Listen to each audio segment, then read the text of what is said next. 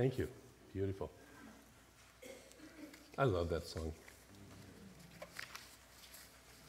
You just walk away and have that be our talk for the day. But several people have asked me, what the heck is thin slicing? So I better do a talk, right? So this month we are looking at, actually for the whole year we're looking at living our values in the world. And so identifying and understanding our values and how to be present with the values and with what we do value in the world. And so this month we're looking at the subject of diversity and inclusion. And how can we open up to include more of the infinite presence that is God? Because we sometimes have a tendency to exclude parts of God based on previous conditioning. You know, I exclude strawberry ice cream from my experience because chocolate is my favorite. Okay? And just, you know, I'm just going to say that. I confess this. Bless me, Father, for I have sinned. I've excluded strawberry ice cream from my, you know. So we're going to look at that. So today's topic is something called thin slicing. And when I first saw this comes from the home office, and when I first saw this, I said, what the heck is thin slicing? I had our lovely practitioners, you know, earlier this week send me an email saying, what the heck are you talking about on Sunday? You know, because we want to know. And probably our choir director, we didn't really even talk about it, probably wanted to know, what the heck is that all about? So, I thought we could just imagine. Yes.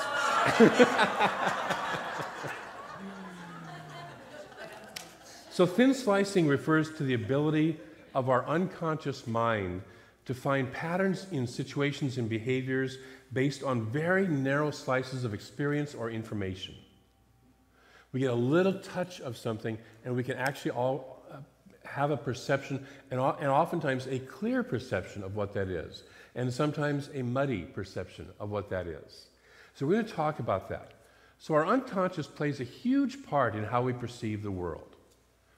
How we perceive the world. I was sort of joking with Sheree when we talked about the Enneagram, but there are, you know, it's like we assume that my view of the world is the only view, right?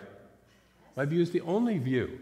I remember when I moved over to Eastern Washington and got out of Seattle, the blue bubble of Seattle, you know, and I had various friends on Facebook talking about how, well, everybody's for gun rights. We should be taking guns away from everybody, you know, and I'm sitting over here in this you know, community that loves to hunt and fish and is highly pro-gun, you know, and the farmers right up the road, huge wheat fields and soy fields up the road, are all customers of Monsanto, which was another, you know, villain in people's life. And it's like, there's a whole different world view out here than just this one over here, okay? And so we bring that with us. So our unconscious plays a huge part in how we look at the world. If we're clear, we can perceive the truth and perceive truths in ways that we don't otherwise know how they're doing it, how we're doing it. Perceive truths that maybe others don't see because we can see them. There's a story of, in this book, and this book, by the way, that I was referred to is called Blink by Malcolm Gladwell. Very good book. And he talks in here about a story of the Getty Museum in Los Angeles, prestigious, very prestigious art museum, and they were in the process of trying to build their prestige. They're kind of a bit of an upstart museum, and so they wanted to become a famous museum relatively quickly. LA consciousness, right?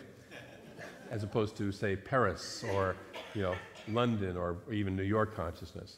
And so they were offered this wonderful Greek statue that was called a kouros, which is an ancient Greek statue, and there are very few of them in the world, and most of them are in pieces. Most of them are only parts of a kouros. And they were offered this whole kouros. And so they were like, okay, so is this thing real or is this thing not real? Because the price on it was high, very high. They were going to spend millions to get this thing. And so they brought in their experts and they checked it out, and everything checked out. They did even a little biopsy of the statue. They went in and took a little sample out in a place that couldn't be seen, and it all checked out perfectly. And then they happened to have a person who was an expert in that field visiting them, and they said, well, take a look at this. And he said, the first word that came to my mind when I saw that was fresh. Fresh. Now, if you're looking at bread or vegetables, fresh is a good thing. If you're looking at an ancient Greek artifact, fresh is not a good thing. Okay? And they had another person who, fairly soon after that stopped by, and he said, I took one look at it and felt this little nausea in my stomach. I wasn't quite sure why. Because it looked good. It looked right. It all checked out. And when they finally dug deeper, it was a fake.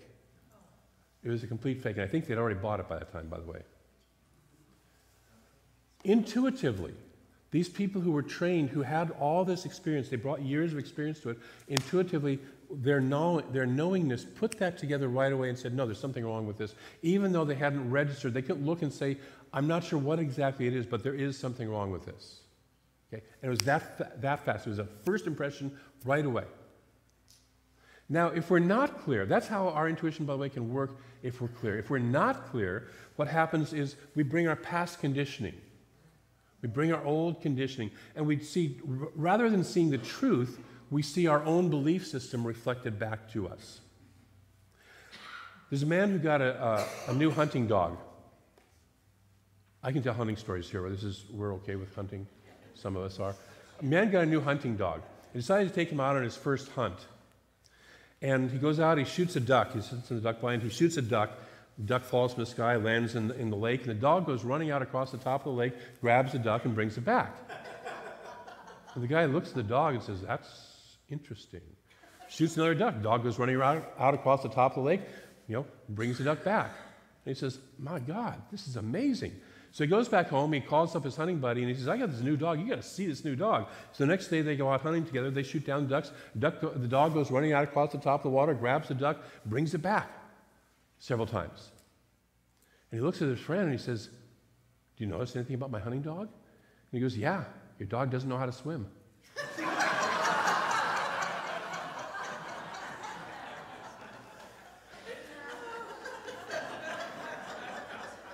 We bring our belief system, our perception of how it should be, to these situations. Ernest Holmes says, race suggestion, when we talk about race or race mind or race thought in this teaching, what we're talking about is the human race, the tribal consciousness, the group think, however you want it. Every group has a group consciousness. Our wonderful choir has a group consciousness about them, okay? And it's probably different with Dalton as the leader than it was with their previous leader and their previous leader, okay? Not good or bad, just different, unique, okay? We as a church have a particular consciousness, race consciousness about us, group consciousness about it. It's different than, say, Bethel, right? Or whatever other church, the Catholic Church or anything else, okay? So he says race suggestion is a very real thing. And each individual carries around with him and has written into his mentality many impressions which he never consciously thought of or expressed. We have stuff going on in our unconscious mind that we've never even thought of ourselves or experienced ourselves because of this race suggestion. When we realize that the individual's subjectivity, that our subjective mind is our use of the one subjective mind. There's only one mind, we're just using it, okay? And so that part of us that is our unconscious mind is using the infinite unconscious mind also. So that's the good news, bad news of it, because we're plugged into all of that. And he goes on to say, we shall see that a subjective unity is maintained between all people, and that individual mentalities who are in sympathetic vibration with each other more or less mingle and receive suggestions from each other. This is the meaning of mental influence, which is indeed a very real thing. He's talking about the company we keep. Who do I hang out with? Is who I resonate with and who my thinking moves into alignment with. Going back to the choir, these are people who have a particular mentality, particularly around singing, and they hang out together because of that. I don't hang out with the choir because I know that I can't sing very well, okay? And that's my belief system.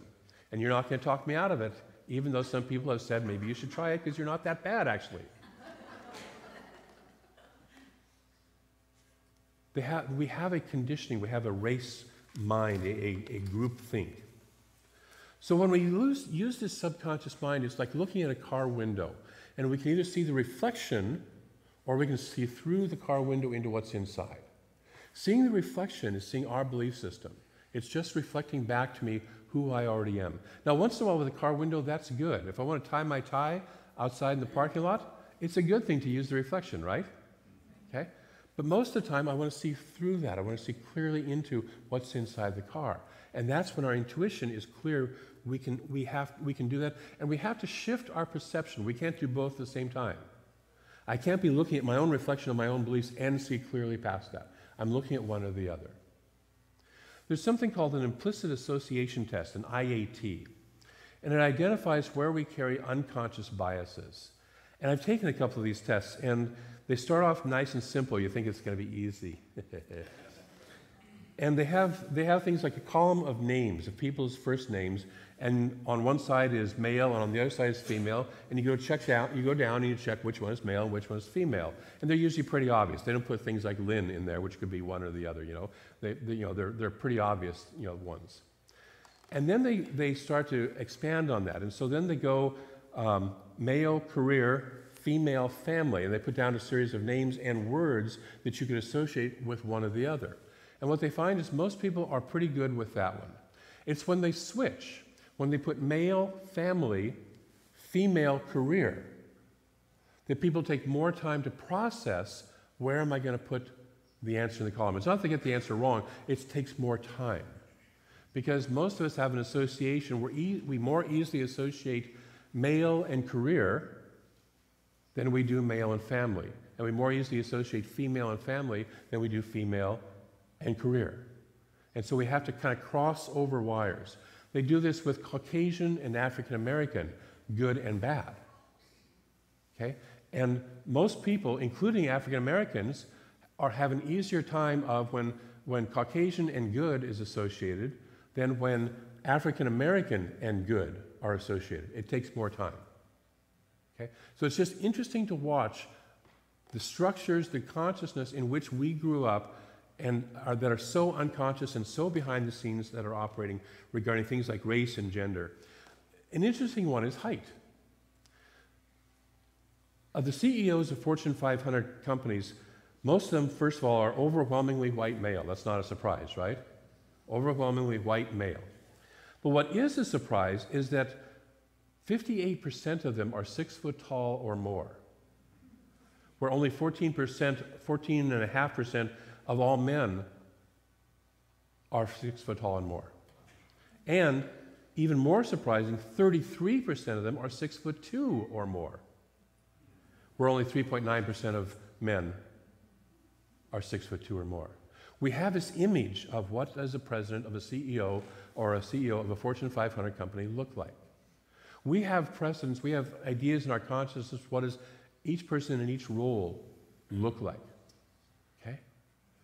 You don't see a whole lot of 5'2" male cops, right? When we see a good 6'2" male cop, that's like, yeah, that's a state trooper, that fits. When we see a woman cop, we have to kind of do a little bit of recomputation with our minds. Warren Harding was a great example of this. He was one of the presidents of the United States, and I want to say this was mentioned in this book, which was written in 2005. So this predates Obama and Trump, okay? So what I'm going to say here. He was considered one of the worst presidents of the United States. But he looked so presidential and so senatorial that he got elected into the Senate a couple of times. They said he was so bad that even in the major votes of his day, which was prohibition and women's suffrage, he wasn't there for the vote. He couldn't be bothered. Okay? He was pretty much incompetent. He looked the picture of health, this big, tall, robust, man who died in office of a heart attack. Okay? As well as being considered one of the worst presidents ever. We have an idea of how people should look. We have an idea how ministers should look, right? I don't know if I'm it or not, but we have an idea of how a minister should look. We have an idea how mothers should look and how fathers should look and how all this different stuff. We have this ideas, and by the way, they're not all the same ideas. As we just talked about with the Enneagram, there's maybe nine different viewpoints or more of what all those should look like. But we have individually in our unconscious mind what it should be and how it should look. And most of the time we have no understanding of why. Because it came so early, or it even came so collective conscious that we don't even know why. So asking people why has been found to be not very revealing. I remember years ago I read a church book, a book on church analysis by an expert, and he said that asking people why they have left the church, somebody who's no longer coming to the church, asking them why is pointless because most of the time they don't know. They'll give you a reason, but it's usually not what's really going on with them if you could really sit down and get into their unconscious mind. Because most of the time when we try to explain why, we're trying to go behind the locked gate of our unconscious mind, and we don't perceive it. We don't know what's there, okay? Unless we're trained to that. So there's a wonderful study that was done on jam tasting, jam that you would spread on bread type of tasting. And they brought in a bunch of food experts and tasted, I think it was like 42 different jams, okay? And they all decided, they pretty much had an agreement on which was the best jam, which, by the way, in this test was Knott's Berry Farm, in case you want to get the best jam, according to some food experts. I think there are better ones out there, but that's my personal opinion. But they're small boutique-y things rather than commercially available. And they all agreed pretty much on which were the worst ones, right? So they did that, and they asked them why, and these guys, these people, had a whole range of language to describe what they looked for in the taste of a jam, okay? And so they could say why, because they were experts in this, and they understood how they were analyzing the jam. Then they took about 6 of these, kind of ranging from best to worst, and gave them to a bunch of college kids to see how they would do. And the college kids pretty much came up with the same rating. Knott's Berry Farm best, the second, and stuff like that. There were a couple of little swaps, but they were pretty darn close in their rating. And then they asked them why. And the college kids, as they started to analyze it, talked themselves out of why they thought one was the best and the other one was not, and ended up with Knott's Berry Farm being the worst jam once they started thinking about why, and the worst jam that everybody agreed on was actually the second best, based on why. Okay? We don't necessarily know. So you and I know when we taste the jam right away, is it good? Right? You know that, right? We all know what good jam tastes like and what bad jam tastes like. But why is a much more complex question. Years ago, I was, actually it was my very first religious science church. I joined the board of the church. It was a little 4-person board, 30-person church. And we were given an exercise to do in a board retreat by the person who was facilitating the retreat. And we were given, each of us, I think there was like 6 or 7 cards each. And we had a problem to solve.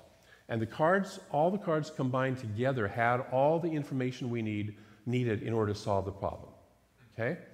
And so it was up on the board, and I think there was like 4 choices to answer for the, to solve the problem. And so I said immediately when I got this, it's like, let's just all take our cards and throw them down in a pile in the middle and start sorting through them and see what we can figure out from there. And the other 2 people on the board said, yeah, let's do that. And the minister said, no, I'm going to hold on to mine and figure it out by myself. Now, had I really been paying attention, I would have run right there. Because that's how the whole board experience was from there on. Highly controlling. But anyways, so the 3 of us sat there and started going through the cards just with 3/4 of the information, okay? And all of a sudden I had this just intuitive hit. It all sort of like came together for me. I'm actually quite good at pattern seeing and resolving. And I saw that and I just blurted out. I said, the answer is such and such. And the other 2 said, well, we kind of, that might be true. We kind of get that. We don't necessarily completely see it, but we trust that you've got that. We trust you. We're going to go with that. Okay? And so we looked at the instructor, the facilitator, and we said, the answer is this. And the minister goes, wait, I don't understand this at all. Explain it to me. And so we then we had 25 minutes to do this exercise. We then spent the next 15 minutes going through the logic of it, explaining it, and finally coming to, at 24 minutes and 59 seconds, coming to a completely different answer. Okay? Afterwards, the facilitator pulled me aside and he said, I want to tell you something. He said, you had the right answer. And he said, you solved it faster than anybody has ever solved it that I've ever done this exercise with. He said, you intuitively said it. And he said, and I was literally about to call the exercise and congratulate you guys for being so quick when the minister stepped in. And then you let yourself get talked out of your intuitive knowing and into the intellectual knowing, and you gave away your power, which was a good lesson for me. But it was also a good lesson in watching how we thought ourselves into the wrong answer from our intuitive knowing of the right answer. Okay? And that's the difference between the intuition and hearing and having too much information. They talk in this book about a war games that took place in, huge war games that took place in 2002. They had actually been preparing for 2 years, from 2000 to 2002. And the idea that was that there was a rogue dictator in the Middle East somewhere, sound familiar?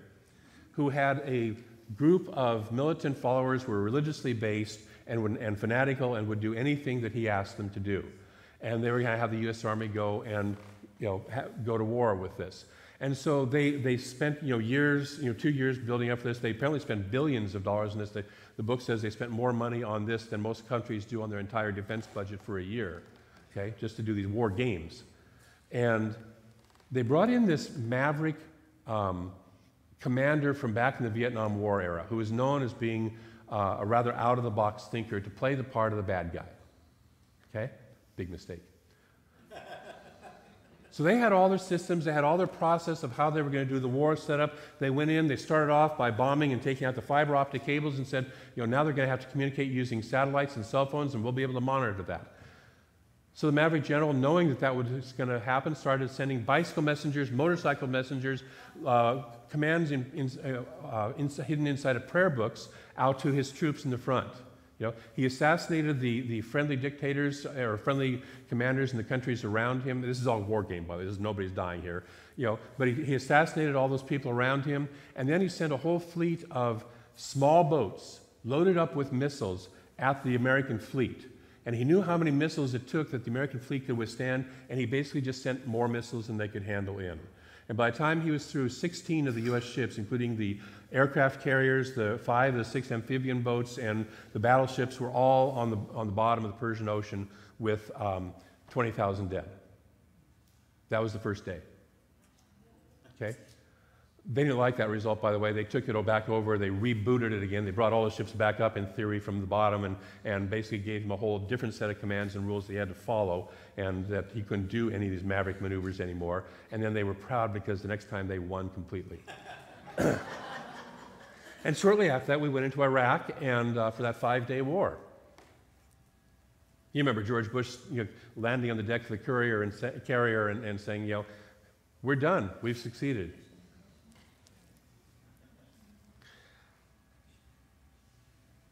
The U.S. Army had too much information. They couldn't make snap decisions. This guy was doing intuition. What's the right thing to do? What's the right thing to do? And sometimes we get overburdened with too much information. We get analysis paralysis. Okay? And we're a group of people that loves lots of information, right? We're addicted to it. This is why people listen to talk radio so much. And whether it's Rush Limbaugh talk radio, or whether it's NPR, or whether it's, I don't know who even is out on that spectrum. I just know those names because I don't listen to talk radio. But there's all this addiction to it. Got to have the information, got to have the information, got to have the information. And we get so overburdened with information that we can't hear our intuition. So what does this mean to me? What does this mean for us in our lives? First of all, learn the feel of your intuition. Learn what your intuition feels like. It's different from your biases and prejudices. It has a different energy to it.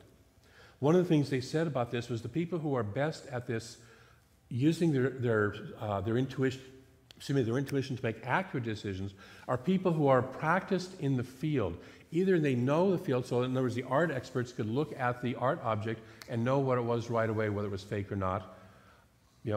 Other people can look at that right away and know what it's fake. But it wasn't just people off the street. It was people who knew what they were doing. So know what your intuition feels like. Practice with it. Experience it. Experiment with it. Find out what does it feel like. And we're going to talk about that in a minute. But take some time to practice and develop your intuition and find out what that feels like. And then secondly, you can change your perceptions. That IAT test. He had a friend of his who would take the IAT race test every single day because he wanted to get better at it. He wanted to not be so caught up in his racial biases. And he said the day that he improved the most was the day that he had actually spent the morning watching the Olympics and seeing a number of African American athletes doing really great things. And he's feeling good about African Americans. And then he takes this IAT test and scores much faster than he ever did before.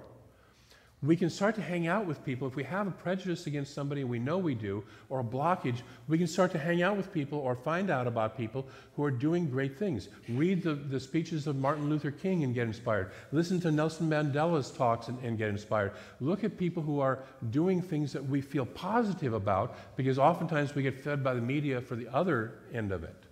Okay? And start to change our perception. If we have a bias against women in careers, whether you're male or female, start to look at women who are doing fabulous things in the field of careers. Look at men who are making wonderful house husbands and fathers. Change our perception. Start to have different experiences. Do something different.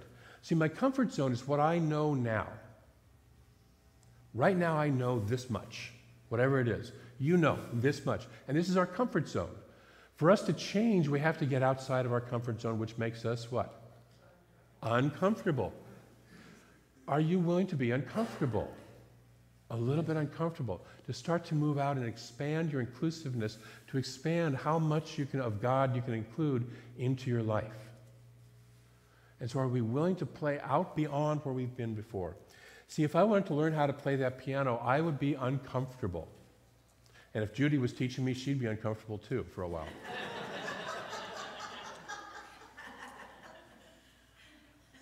I would do Twinkle, Twinkle, Little Star badly. Badly. But then I would hopefully start to develop the race consciousness or the intention of, and I'm still going to improve and get better at this. And so this is the invitation that I give you, is to start to get outside that comfort zone and do something different. Experience something different than what is your normal routine. As my friend Joe Dispenza says, if you wake up every morning, do the same thing when you get out of bed, take the shower the same way that you normally do, have more or less the same breakfast you have every day, go to work with the same people who you have the same emotional triggers and experiences with every single day, and you go home and watch the same programs every night, and then you go to bed at more or less the same time every night, you've done nothing to expand yourself in that day. And then you wonder why you feel stuck or bored and are the same old, and getting the same old results. We have to do something different. So this week for our spiritual practice, I want to invite you to do two things. The first one is to pay attention to how you perceive. Notice how you perceive. Track it. Be aware of it. So just notice as I'm having experiences with people, right now, how are you perceiving me? How are you perceiving what I'm saying? How are you perceiving the person next to you? How are you perceiving this church? Some of you are brand new here for the first time. What was your perception when you walked in? Just notice. Not right or wrong, good or bad. Just notice. No beating up on hammers, just notice. Am I the kind of person who's always looking for more information? I always have to have more information. Or am I willing to go with my gut? Or do I always go with my gut and sometimes wish I had more information down the road? Just notice. Am I open to being wrong? Because even when we follow our intuition, sometimes we end up feeling wrong because sometimes we don't understand. Our intuition doesn't get us to the place we think we were going to get to, and we perceive that as wrong. Now, what I find is the intuition is usually leading us, but sometimes the first step looks uncomfortable and feels wrong. Are we willing to continue going past that? So that's the first part of the practice, is just notice and observe how you perceive. Secondly, practice developing your intuition. One of the great tools that I love for this is a practice we have called visioning. And visioning is simply sitting down, getting still, and simply saying, Spirit, what is Spirit's highest idea? What is the infinite mind's highest idea regarding this situation in my life? And I find oftentimes I get wonderful information and insight that come from outside of my normal box of stuff. But the other thing I get is I'm exercising this muscle of experiencing my intuition. And whether I get something or not, I'm still exercising the muscle of what does my intuition feel like. I'm getting practice at it, and I'm getting better at it. Tracy reminded me that I used to tell a story about being on the LA freeway and driving along, and all of a sudden having this little voice that says, take this exit now. And I would just ignore the exit, or that voice, and then I'd come around the bend, and there was a massive traffic jam. And I get mad at myself for not listening to the voice and beat myself up. But really what it was I was beginning to understand and perceive and hear, what does that voice of intuition feel like and sound like? So after a while, I got better at take the exit. Then I go across the exit, I look down the freeway, and yep, sure enough, there's the traffic jam. And I was taking a different route. Take a moment to be still. Get centered in your heart. Whatever it is for you that brings you back into that centered space, and become very aware of your first impressions. Very aware of your first impressions. So that's our spiritual practice this week. Are you willing to play with that? Okay. We're going to observe how you perceive, and we're going to practice and develop our intuition. I'm going to close with a quote from this book. And he says, "We can take time each day to check in with ourselves, to review our own thoughts and thinking patterns for the day, for our own personal evolution. Take a daily inventory of our mental atmosphere. Taking a daily inventory of our mental atmosphere leads to a higher expression of consciousness." And that's a wonderful thing, our mental atmosphere. What is my mental atmosphere? Am I walking around mostly happy? Am I walking around mostly sad? Am I walking around expecting people to take advantage of me or thinking the world's against me? What's my atmosphere that I'm walking around with? Once we become aware of our thoughts and patterns of thinking, especially those not planted by us consciously, which do not serve us or humankind, we can replace them with higher vibrational thoughts, thoughts that lead to the expression of our spiritual magnificence, vibrancy, and wholeness. So I encourage you this week to start to pay attention, and where you want to change it, to start to change your thoughts, start to change the vibration in which you perceive the world. See if you can, instead of looking at the glass and seeing the reflection, see if you can look at the glass and see through the glass. And love yourself as you do the practice, recognizing that, like all of us, sometimes we're going to be off, and picking ourselves up from being off and moving forward and saying, I learned something more today. So let's take a breath and move into prayer. And there is one and only one infinite presence. One clear light, one clear love. It's beyond all the names we give it. It is just that presence, that field of infinite possibility, that oneness that is all-knowing, all the knowledge of the universe. And we are one of that. We are one of that. And so I speak my word that this week, as we pay attention, we become clearer perceivers of that one life, of the highest and best, of the truth, of all that we need to know. I speak my word that we begin to let our old conditioning that doesn't serve us fall away, so that we can stand in clear perception of life, of that capital L, life, and recognize our oneness with that. And so I'm grateful for each person who says yes to this. I'm grateful for the process of life itself and for our ability to perceive it more clearly than ever before. I'm so grateful for this and all of the good that results from that, all the peace of mind and the open hearts and the inclusivity that comes out of that. And so I release this word into what we call the law, that process of growth, that process of manifesting thought into form, knowing that it does so and it knows how to do so. We simply say yes. And we affirm this together by saying, and so it is. Bless you. Thank you.